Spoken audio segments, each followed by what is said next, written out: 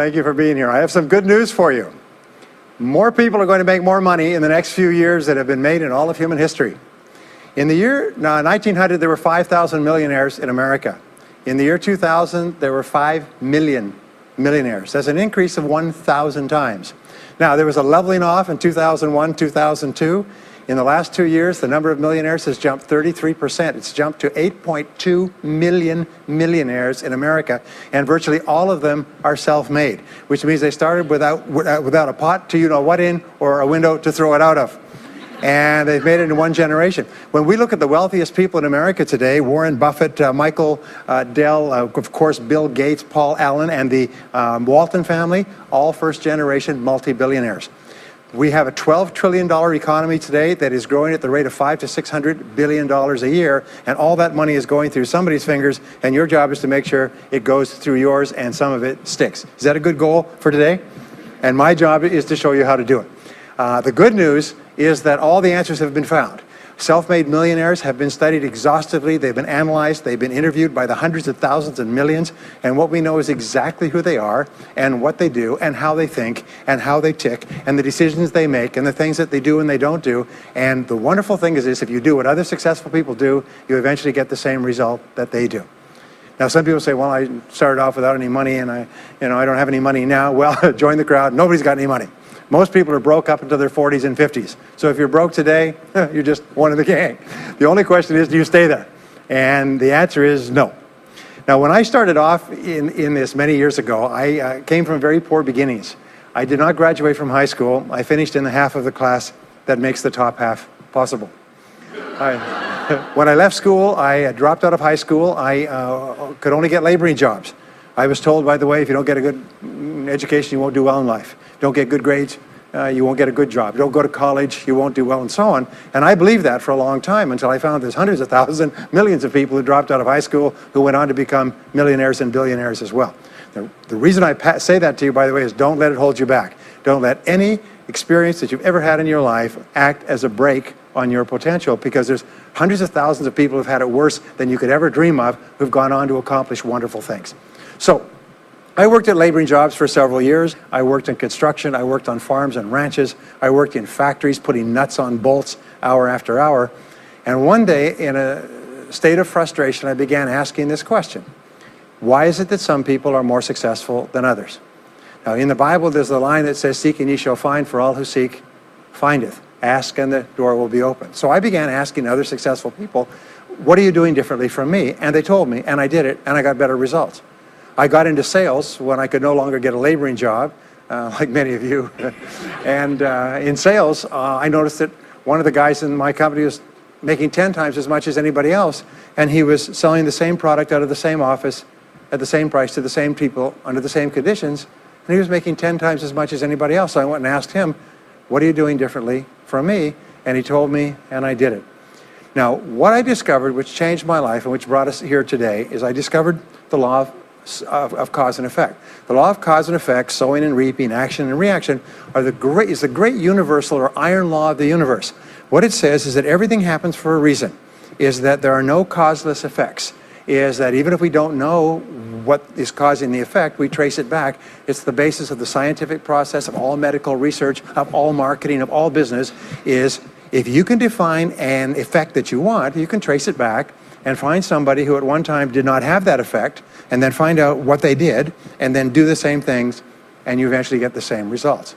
We say that success is not an accident. Failure is not an accident. Success leaves tracks. So if you just follow the tracks of other successful people, no matter where you're starting from, you eventually get to the same place that they get. Well, this was a shocker for me, because, and I learned later in psychology, by the way, that one of the two most important things we need to have to be happy and healthy is a sense of control, a feeling that we are in control of our lives, that things are happening for a reason, and a sense of coherence, a feeling that things fit together. Well, when I realized the law of cause and effect explained everything, I got, wow. So in sales, I went to the top of my sales force. I read and I learned, attended courses, and especially I applied what I learned. And then when I got into sales management, I again read the books and took the courses and asked for advice. And when I got into real estate and importation and development and manufacturing and distribution and a whole series of businesses over the years, the first thing I did is I asked, how does it work? How do people succeed in this field? And then I buried myself and immersed myself. I spent hours and hours and hours studying, and then I did what the most successful people did. Interesting point. We say that nature is neutral.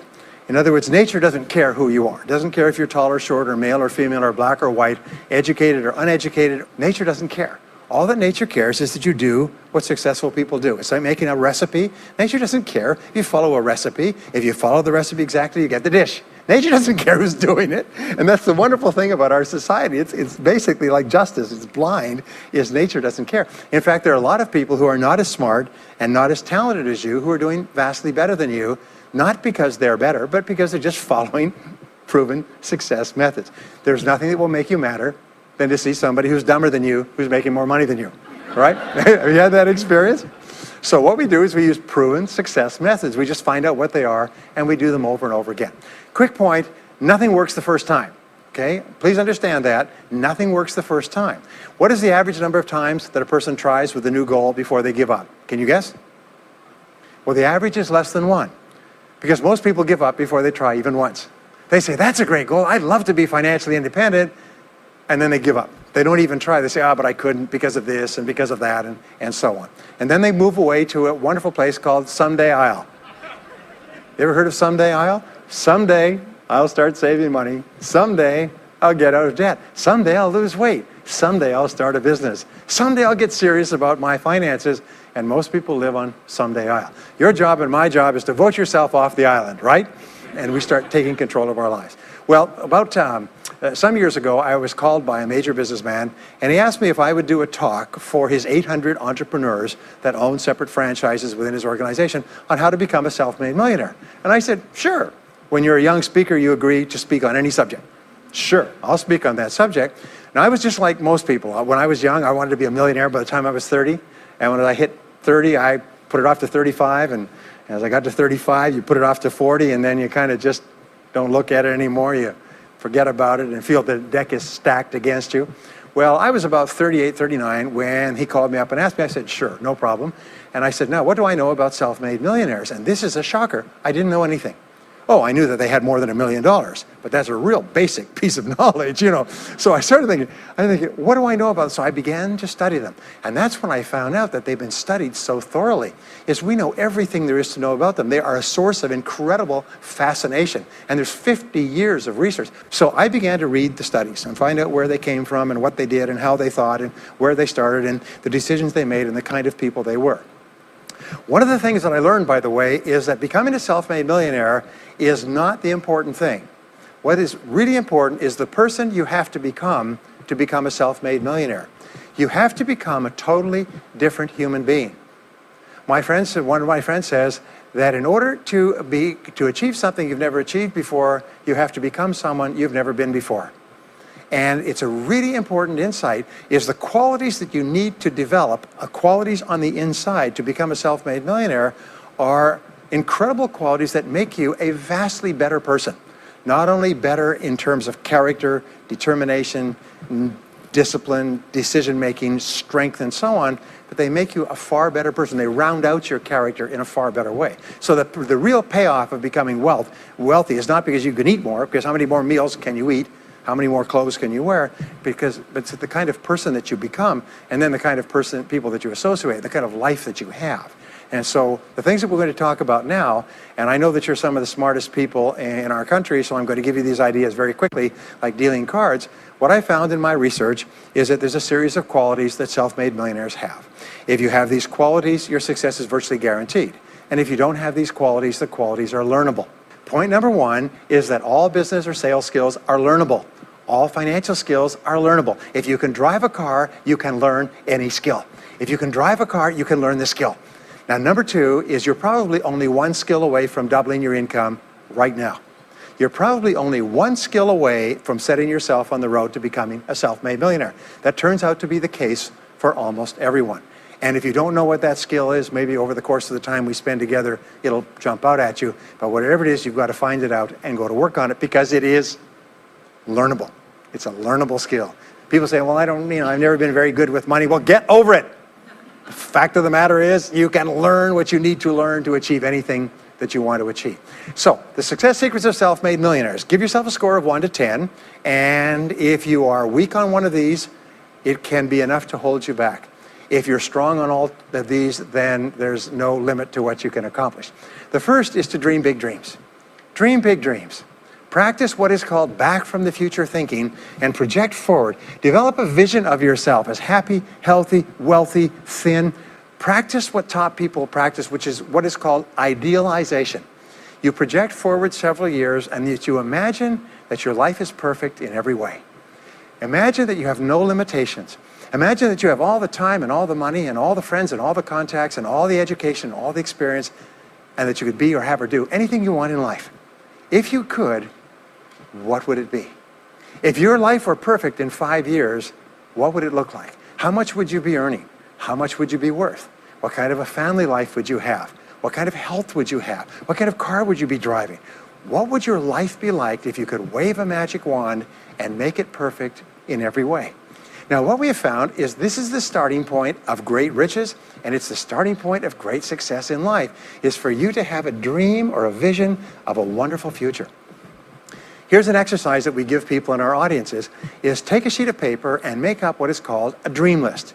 Now, imagine this is kind of like a kid's Christmas list, and that it just allows you to just run wild and just write down everything that you could think of that you could possibly want. I had a friend who I taught this to, and he got so excited about it, he bought a spiral notebook, and he began writing. And he'd go through the newspaper, and every single thing he saw in the newspaper that was nice, he wrote it down as a goal. He ended up, first time through, with 330 goals. With the end of the month, he had 500 things that he wanted. The interesting thing was that his life exploded. He activated the law of attraction, and he began to attract into his life people, circumstances, ideas, resources, insights that began to move him toward the accomplishment of the goals and began to move the goals toward him. Number 2 is to do what you love to do. Whenever you find people who are really successful in life, they're people who do what they love to do. They love their work. The great rule for success in life is to find something that you love to do and then find a way to make a living doing it. Now, when you find what you love to do, it'll be something that gives you energy, it motivates you, it enthuses you. It's probably something that you were meant to do from the time you were born. And when you ask self-made millionaires, what sort of work do you do? They'll often say, I've never worked a day in my life. I just do what I like to do. I had a graduate in my course once who came up to me and said, that's interesting. He said, when I was a little boy, I loved to study airplanes. He said, I got airplane books, and I had airplane models, and I had toy planes, and then I got into competitions with remote-controlled planes. He said, when I grew up and went to school, I studied aeronautical engineering. He said, today, I'm 35. He said, I own 3 companies. One builds small aircraft. Another one repairs and services small aircraft. Another one is in leasing and chartering small aircraft. He said, I've never worked a day in my life. He said, I've just played with planes since the time I was a kid.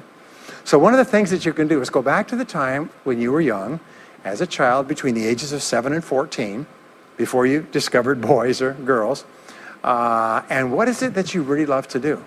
And you'll often find that within that is something you're supposed to do as an adult. Number 3 is commit to excellence. Now, this is really, really important, and I had a hard time with this as a young man because I was never good at anything. I was never picked for any team, and if I was picked, I was the first person cut. I got lousy grades in every class. I got fired from multiple jobs. I even got fired from a job pumping gas once. Can you imagine that? Being fired for pumping gas because you're no good. They came out and said, you're no good at pumping gas. How can you be no good? Little old ladies can pump gas, and here I was no good at pumping gas. Anyway, so I got fired. I went from job to job, and then I discovered that all people who are successful are excellent at what they do. You know the old question they asked Willie Sutton, the bank robber, why do you rob banks? He said, well, that's where the money is. Well, being in the top 10% is where the money is. So what you have to do is you have to pay any price and make any sacrifice to get into the top 10% in your field. Now, here's the good news. If you're doing what you love to do, you will want to be in the top 10% in your field. If you don't want to be excellent at what you're doing, it means you're in the wrong field. It just means that you're marking time, you're treading water. And there's a lot of people who are in their field and they do their job and they go home at night and don't think about their work and so on. And this kind of an attitude means that you have no future. You have a very shaky present. That crackling sound you hear is the ice breaking under your feet, okay? And you have no future, because if you're not doing what you love to do and throwing your whole heart into it, you're just marking time. But everybody is designed so that there is something that you love to do that you can do well. And the fact that you love it means that you probably have the ability to excel at it. So make this decision to get into the top 10%. And let me tell you what changed my life. Here I was struggling in my late 20s, and I learned this. It was a breakthrough thought. Is that everybody's in the top 10% started in the bottom 10%. Everybody who's doing well was once doing poorly. Everybody who is at the top of your field today was once not even in your field at all and didn't even know it existed. What that means is that if you're willing to pay the price and work hard and make the sacrifices, you can get into the top 10%. Now, how long does it take? It doesn't take a week or a month. Most people are really impatient. And to achieve mastery in your field takes 5 to 7 years. People say, 5 to 7 years? Geez, I'll be 5 to 7 years older before I start enjoying the big rewards. Well, how much older will you be in 5 to 7 years anyway? Now, here's an important point. Are you ready? The time is going to pass anyway. The time is going to pass. 5 to 7 years from now, 5 to 7 years will have passed. The only question is, are you going to be at the top of your field, or are you still going to be down there with the mediocre 80%? And the wonderful thing is this: is nobody's better than you, and nobody's smarter than you. If anybody else is at the top of their field, it means that you can be at the top of your field. Just go to them and find out how they got there, because they started at the bottom. Now, it may take longer for some people and less for others, but everybody who puts one foot in front of the other and keeps moving eventually gets there. And that's where all the rewards are. And not only that, that's where all the joy in life is. When you're really good at what you do, you feel wonderful about yourself. You're respected and esteemed by everybody around you. You can write your own ticket. You can open any door when you're good at what you do, because you get up in the morning and you know you're good. And that is more important than the rewards that go with it. The next key is to develop your unique talents and abilities. Every single person is designed from infancy with special talents and abilities that, if you develop them to their height, can enable you to accomplish anything you want in life. Everyone is genetically structured to be able to do something superbly, to do something they enjoy, to do it well, and to get great satisfaction from it. Peter Drucker often asks the question, what are you good at? What are you good at today? What should you be good at? What could you be good at? What will you be good at? And so one of the questions that we ask is, looking back in your life, what has been most responsible for your success up to now? What has been most responsible in the past? What is it that you have done that has gotten you the best results? Because as we said before, success leaves tracks. And if you look back into your past, you'll often find indicators that guide you to your future. Do you remember that fellow that won $300 million in the lottery? He was a high school physics teacher. And they asked him what he's going to do with it. He said he's going to take a week off and then get back to work, because he doesn't want to give up his job teaching high school physics, because he loves his work so much. That is a person who's in the right place for him. And now he can just drive to it in a nicer car. Anyway, now the next key to becoming a self-made millionaire is to see yourself as self-employed. What we found is the top 3% of adults in our society see themselves as self-employed. They see themselves as in charge of their own lives. When I started off my career as a young man, I was 21 years old, working as a construction laborer, living in a one-bedroom apartment, broke, taking buses 2 hours every morning to get to work, and buses 2 hours to get back.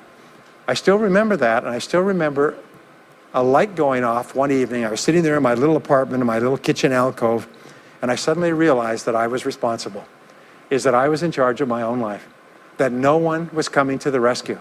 And it was one of the great turning points in my life. So what you find is that all exceptional people are highly responsible people. They look upon themselves as self-employed. Sometimes I'll ask an audience, I'll say, how many people here are self-employed? And some people will raise their hand and some won't. I'll say, now what's the true answer to this question? And the true answer is that everyone is self-employed. The biggest mistake you could ever make is to ever think you work for anyone else but yourself. Even if someone else signs your paycheck for you all your life, the most valuable people in any organization are the people who treat the company as though it belongs to them. They see everything that happens as affecting them personally. They're not the 9-to-5ers, the no-hopers that say, well, I go to work, when I'm not at work, I don't think about my work. These people, somebody has told them that's a clever way to think. It's the way losers think.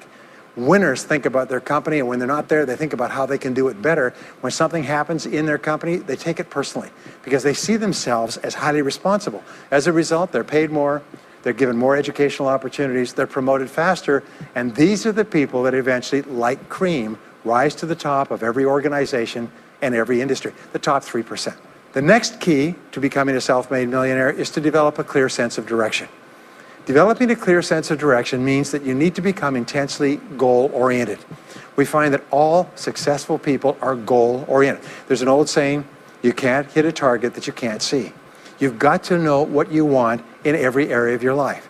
Some years ago, I worked with the Hunt Oil Company in Texas. The Hunt Oil Company was founded by H.L. Hunt, who became the wealthiest, self-made, multi-jillionaire billionaire in the world. At his peak, he owned 200 companies and had a royalty income of $3 million a day. Most phenomenal man, by the way. And he was interviewed by a friend of mine on television before he died in the early 70s. And he was asked, what are the secrets to success? He said, the keys to success have only been two through all my life, and I will tell you what they are. He said, number one, he said, decide exactly what it is you want and write it down and make a plan to achieve it. And number two is determine the price you're going to have to pay to get it and then resolve to pay that price.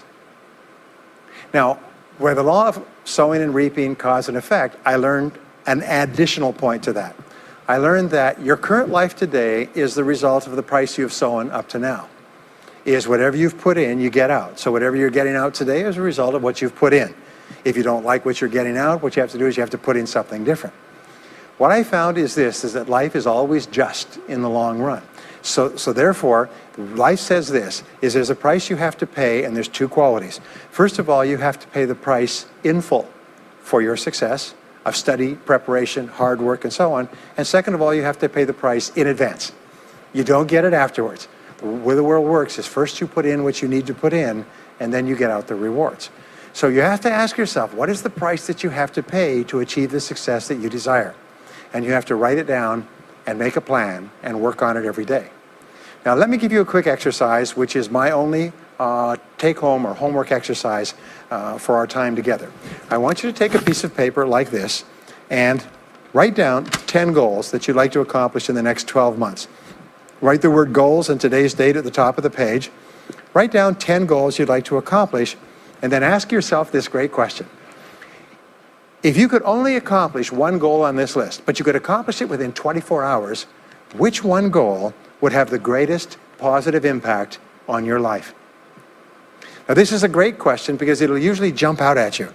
You say, that's the one. If I had this, that would have more of an impact on my life than anything else. Sometimes it's a financial goal, sometimes it's a health goal, sometimes it's a relationship goal. But whatever it is, put a circle around that goal and then turn the page over and write it at the top of the page. Set a deadline on the goal, make a list of everything that you could think of to do to achieve the goal, and then begin working on your list. And here's the kicker, do something every day. Do something every day that moves you one step forward towards your major goal. My promise to you that this exercise, selecting your most important goal, making a plan, and working on it every day, will change your life in ways that you cannot imagine. They say that people begin to become great when they determine their major definite purpose, their number one goal, and work on it every day. It is the secret to becoming a self-made millionaire. It's the secret to great success in life. My promise to you is a week, a month, a year from now, you'll look back and you'll be absolutely staggered at the difference it makes. I was giving a seminar not long ago, and a gentleman came up to me. He said, you know that goal-setting exercise? It changed my life 10 years ago.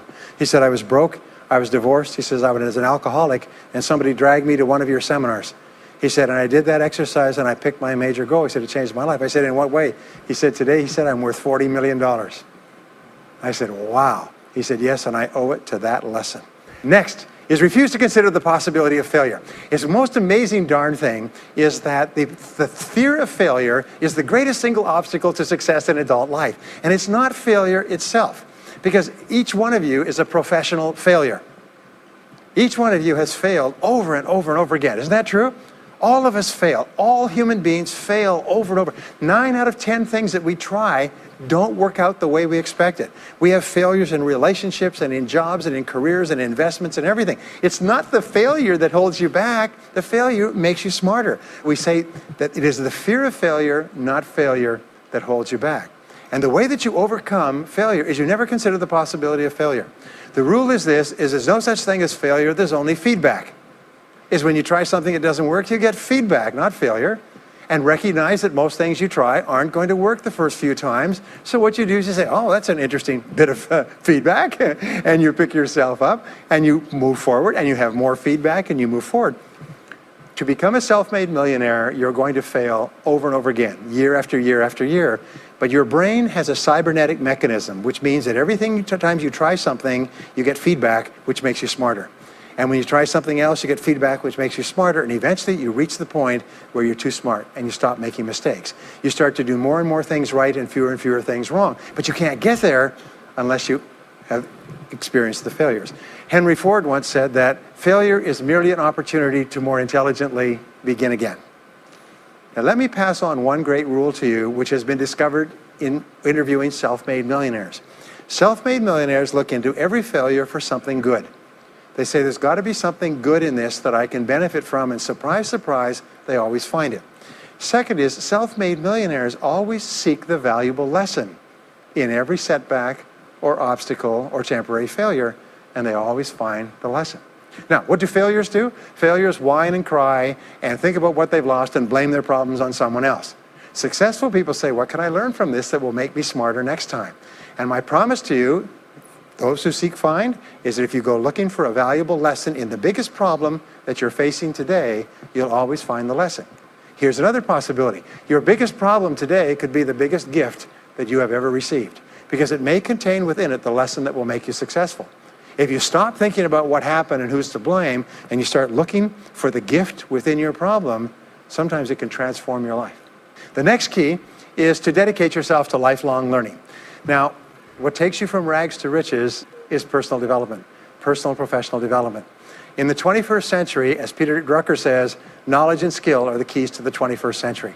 And the only thing that will be relevant, the only skill that will be relevant in the 21st century is the ability to learn new skills, because virtually everything you know is becoming obsolete at a rapid rate. Stephen Covey says that your current knowledge base has a half-life of 2 years, which means that half of everything you know will be irrelevant within 2 years. And 2 years from now, half more. So if you're not continually learning and upgrading your knowledge and skills, you're not staying in the same place. As Pat Riley says, the basketball coach says, if you're not getting better, you're getting worse. If you're not constantly learning, you're actually falling behind. So here are the 3 keys to continuous learning. Number 1 is read in your field 30 to 60 minutes each day. In other words, turn off the television, turn off the radio, put aside the newspaper, and just read in your field. The very best places to read, by the way, are books. Read books, the best-selling books written by the most successful people in your field, because books contain a wealth of riches that can enable you to function at a far higher level, to get much better results than you could before. So read 30 to 60 minutes a day. I've had people tell me, countless people over the years, that reading an hour a day has doubled and tripled their income within a year. The second thing you do is take every course that you possibly can. The courses and seminars that are available to you in your field, that are given by professionals, that are courses that have been developed over years and years and years. They have been tested and tested and tested. The person who is talking to you for several hours has spent thousands of hours learning their subject. They have dry tested this or done test runs with thousands of other people. When you take a course, you can learn enough information in 1 or 2 days, more than you could learn in 2 or 3 years or maybe even a lifetime, all distilled and put together. People say, I can't afford a course. You cannot afford not to buy books. You can't afford not to go to courses. Some years ago, I had a dentist, and he was a very successful dentist. I was recommended to me by a friend. And this dentist retired at the age of 53. And just before he retired, he sold his practice for about $2 million. Just before he retired, he told me why. He said about 8 years before, he had attended a dental congress in Hong Kong. This is from California. He'd flown all the way to Hong Kong to attend this international dental congress because there were specialists giving private lectures, sort of plenary sessions on the side. And he attended this session, and it was on particular technique of cosmetic surgery that this dentist had developed that no one else knew, where you could basically straighten out a person's entire front jaw so they look beautiful at a very low cost, at a very high level of effectiveness. He came back and he began implementing this in his practice. People began flying from 500 to 1,000 miles away. Every dentist sent their families, members, and themselves to this dentist. He was able to charge whatever he wanted to charge. He said 8 years later, he retired as a self-made millionaire at the age of 53 to enjoy his money for the rest of his life from what he learned from one session at one convention at one course. Now, that is a true story, and maybe it's an exception, but you can never tell where the information is going to come from. The third way that you can upgrade your skills is listen to audio programs in your car. The average driver drives 500 to 1,000 hours a year, 25 to 50,000 miles. If you listen to audio programs in your car, according to the University of Southern California, you will get the equivalent of almost full-time university attendance just listening to learning material as you drive around. It can totally and profoundly change your life. Very, very important. Here's an interesting point. The more you commit yourself to becoming the best person you can be, the more you like yourself and respect yourself. The more energy you have, the bigger goals you set for yourself, the more you persist.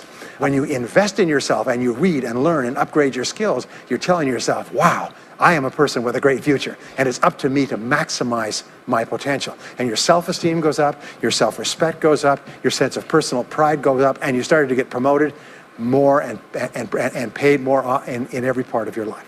Well, the next is to develop a workaholic mentality.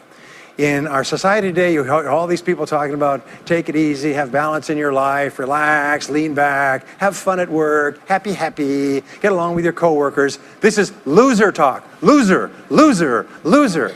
Now, there's a time in your life when you can back off, all right? You can take it easy. But that's when you've made it, not before you've made it. Because before you've made it, you're in a competition with hundreds of thousands of millions of other people, like at the Olympics, who also want to make it. And in order for you to win, you are going to have to work harder and work better and work smarter than they do. So the rule is to develop a workaholic mentality. What does this mean? It means that you start a little earlier, you work a little harder, and you stay a little later. Use what I call the 40-plus formula. The 40-plus formula says that working 40 hours a week gets you survival, and that's all. You work 40 hours a week, you survive. You make no progress. You don't go ahead. You just barely hang on. Every hour that you invest in your work or yourself over 40 is an investment in your future. So you can tell what your future is going to be with unerring accuracy by looking at how many hours over 40 you put in. Now, how many hours does the average self-made millionaire in America work until he passes the $1 million mark? 59. Some of them work 70, 80, 90. The average is 59 hours. How much does the average top executive work? 59 hours. So that's rule number one, is the hours you put in over 40. If people say, well, my office is locked and I can't get in more than 40 hours a week, then good. Then spend the rest of the time investing in yourself, getting better at your work when you do it. Now, here's my second principle, and this principle changes your life. It is this, is work all the time you work. When you work, work, don't play. Fully 50% of working time today is wasted.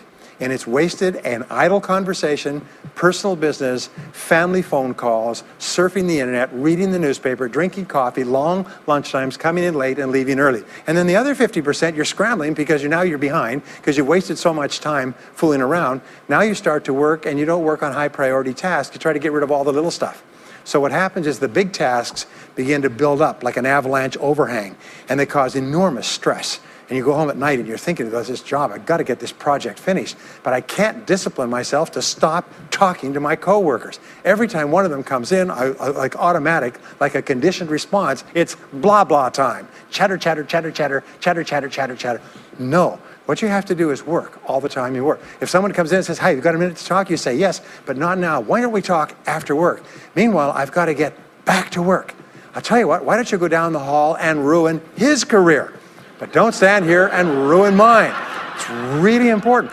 There's a great story of a little girl goes to her mother and says, Mommy, why is it Daddy always brings his briefcase home and he works in the evenings and he works on the weekends and he doesn't spend any time with the family? And she says, well, honey, you have to understand, Daddy can't get all his work done at work, so he has to bring it home. She said, why don't they put him in a slower class? Next key is to get around the right people. This is a key for becoming a self-made millionaire, is get around the right people. Dr. David McClellan at Harvard did studies for 25 years looking into why it is that some people succeeded greatly in life. What he found was as much as 99% of your success in life is going to be determined by what he called your reference group. Your reference group are the people with whom you habitually associate. They're the people that you associate with at work, the people you associate with home, your church, your political party, your social circle. What he found in working with people is that changing a person's reference group totally transformed the way they think. Why? It's because we are like chameleons, and we absorb through the skin the attitudes, the opinions, the behaviors, the style of dress, the style of speech of the people with whom we associate most of the time. If you start to associate with winners most of the time, you find that they have a totally different worldview. They're positive, they're upbeat, they're focused, they're learning, they're growing, they're positive at what they're doing, and you start to become like that. We know that our relationships determine 85% of our happiness or unhappiness in life. In other words, if you have bad relationships, personal relationships, they will drag you down worse than a sea anchor. If you work for a bad boss, it'll destroy all your joy in work. If you have one negative coworker, they found that one negative person in an office can cast a blackness over the whole office because of his or her negativity. And so the most important thing you do is you choose your relationships with care and only associate with people that you like and respect and enjoy being around. Next is be prepared to climb from peak to peak. One of the keys to becoming a self-made millionaire is to realize that life is never one continuous train. It's always up and down. So it goes up. Like if you climb a mountain peak, you have to go down into the valley before you climb the next peak. So all of life is cycles and trends. All of life is cycles and trends. And there's up cycles and there's down cycles and there's up trends and there's down trends. The question is, what is the general direction of your trends? We say this, is that life is 2 steps forward and 1 step back. Successful people focus on the 2 steps forward and then they protect themselves on the downside. They build up cash reserves. They put in stop loss orders on their stock market. They very carefully watch what they're doing. So they try to maintain that 2 steps up and then make sure that the 1 step back is not so far. And then they want to make sure that this curve is generally upward so that each time there's a step back, they're still further ahead than they were before. The next one, which is to develop resilience and bounce back. Developing resilience and bouncing back is one of the key qualities of self-made millionaires because, as I said right at the beginning, most things won't work. This is a very interesting point, is that you're going to be knocked down over and over again. And what we know, as my friend Charlie Jones says, is you have to bounce, don't break. And when things go wrong, bounce. And so what I learned many years ago was this interesting technique of what is called mental rehearsal. And mental rehearsal says that you mentally prepare for the inevitable downturns before they occur. So you say, all right, in the course of life, things are going to go wrong, but when they do, I'm not going to become upset. I'm not going to get mad or angry or anything else. I am just going to take it and learn from it and pick myself up and keep going. Sometimes I ask this question, does anybody here have any problems? Everybody says yes, everybody's got problems. Well, here's the rule, is all of life is a continuous series of problems. They never end. The problems just keep on coming, like the waves of the ocean. The only break in this unbroken series of problems will be the occasional crisis. So life will be problem, problem, problem, problem, problem, problem, crisis. Problem, problem, problem, problem, problem, crisis. It's like the waves of the ocean. 6 problems and a crisis, 6 problems and a crisis. Which means that everybody here is either in a crisis right now, has just gotten out of a crisis, or is just about to have a crisis. So what we have found is this, the hallmark of superior people, 30 years of research, is how you respond to a crisis. How you deal with problems and how you respond to a crisis. And what we have found is this, is superior people look for the solution to every problem. They don't allow themselves to become upset and angry. When something goes wrong, they say, okay, what's the solution? And they become intensely solution-oriented. When you have a very intense problem, that stimulates creativity to solve the problem. So what you do is you write and define the problem clearly. If you have a problem, you say, wait a minute, what is my problem? What is it that I'm worried about? And write it down. And the very act of defining a problem clearly often triggers the solution to the problem. One last technique that I want to give you with regard to your major definite purpose. And if you only do these two things as a result of our time together, they will transform your life. You've already identified the one goal that can have the greatest positive impact on your life. Now what you do is you take that goal and you write it at the top of a page in the form of a question. And you say, let us say your goal is to double your income. That could have a major impact on your life. You say, what are all the things that I could do to double my income in the next 12 months?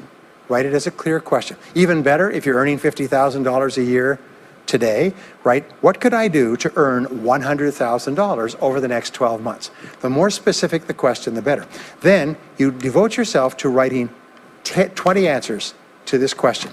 You must write a minimum of 20 answers. Work harder, work smarter, start earlier, stay later, change occupations, upgrade my skills, whatever it is, keep forcing yourself to write till you've written 20 answers. We call this mindstorming. The first 3 to 5 answers will be easy. The next 3 to 5 answers will be difficult. The last 10 answers will be incredibly difficult.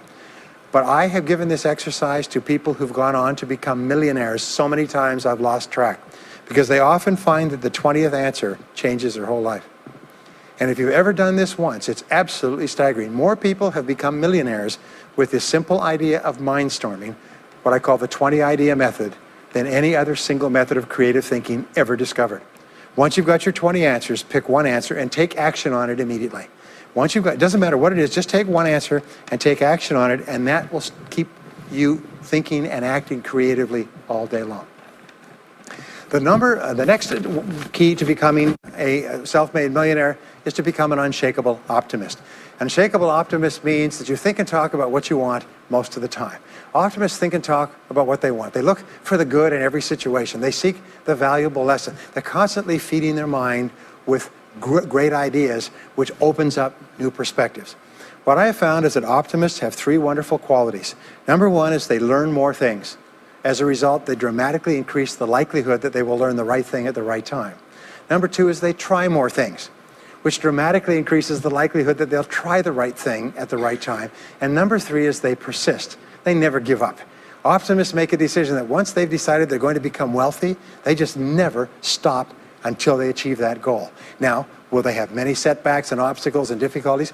Do you know that almost everybody succeeds in a different direction from what they originally intended or from what they originally thought? But they just keep going. Almost like a football player running down the field, running, blocking, changing, moving back, forward, continually, but never loses sight of the goal.